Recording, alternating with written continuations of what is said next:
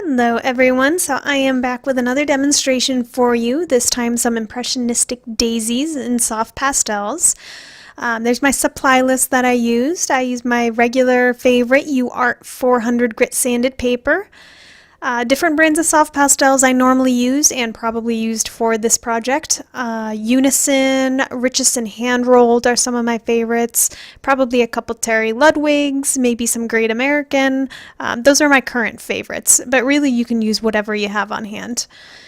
For the underpainting this time, I'm using Liquitex acrylic inks. It looks like I used some kind of blue and some kind of magenta color. I couldn't tell you exactly what I used. It's been a little while since I actually completed this project. And I just blocked in just some basic shapes. I wanted some warm colors on the bottom and some cool colors on the top. I'm not drawing in any specific daisies or any flowers, grasses, anything like that with the inks. Just some general moods, really, for the underpainting.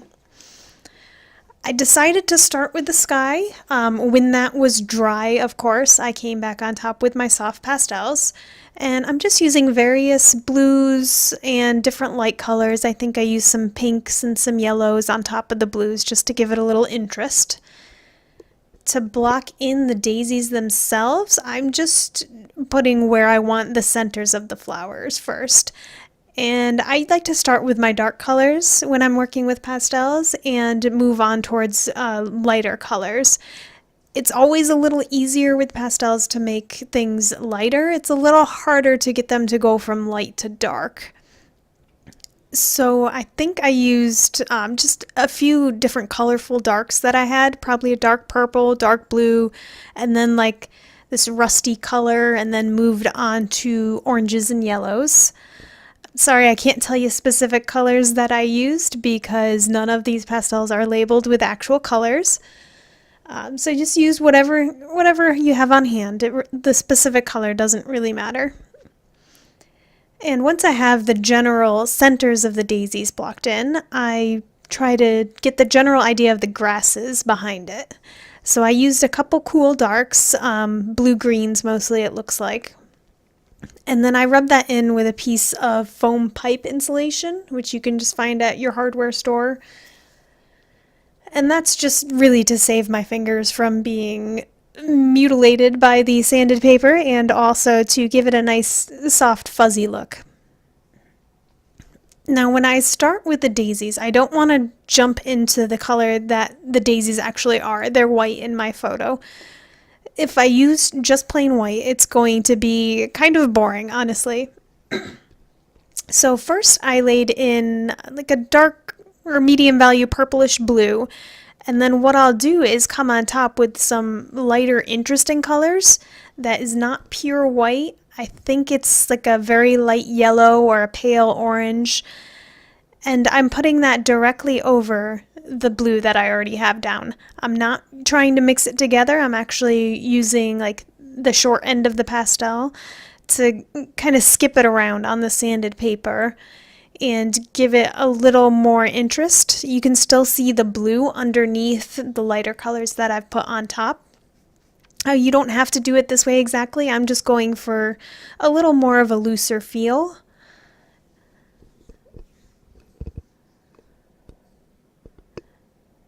And you'll see me work over some of these flowers again. Like right there, I decided I really didn't like the way that that flower was looking. I think I changed it a little bit from my reference photo exactly.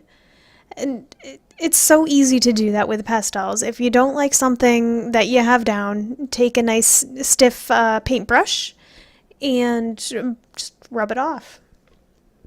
And then you can easily go back over the ghost image of what you already had there.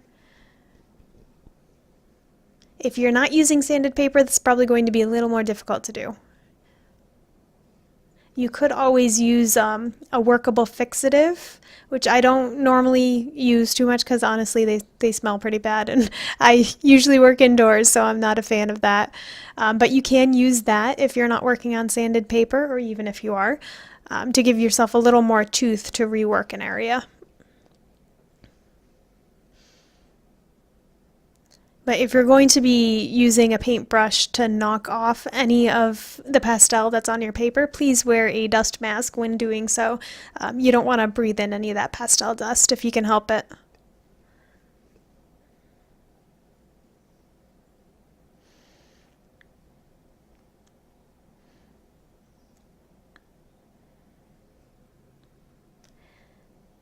And just further defining some of these grasses. Once I get the darker colors in, it's time to come on top with some lighter colors, and you'll see me just kind of work it and rework it, a couple different colors here and there, and adding a little more warmth to that sky actually.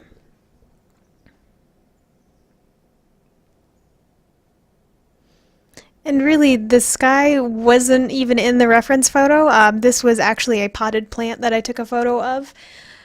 So you can really be you can have an artistic license when you're working with this kind of thing. You don't have to be a slave to whatever the reference photo is. And just play around a little bit and make it whatever you want it to be.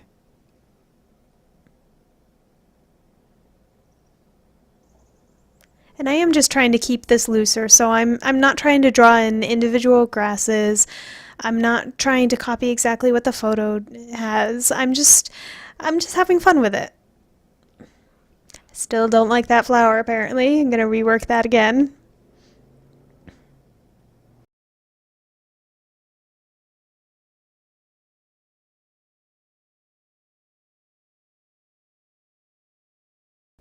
And you'll see me pick up my paper off of the tape on the table a few times, and that's just to knock the extra dust off of the paper.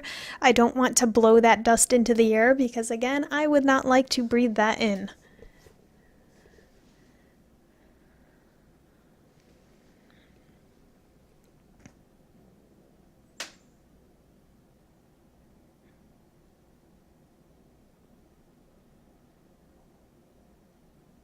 And now using a couple even lighter colors, and I'm just using that to accentuate some of the petals of the flowers.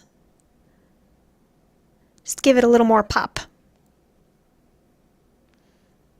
So the pastel that I'm holding right now is a Prismacolor NuPastel. Those are harder pastels that I'll use for detail work, and they work really nicely for things like grasses. And they do actually work a lot of times over the softer pastels as well. So I use them for finishing touches here and there too.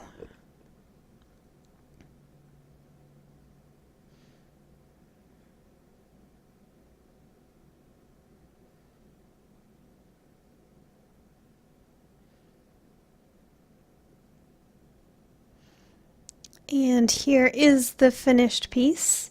If you have questions, please feel free to list them below. And if you haven't already, please give this video a like and definitely subscribe if you want to see more.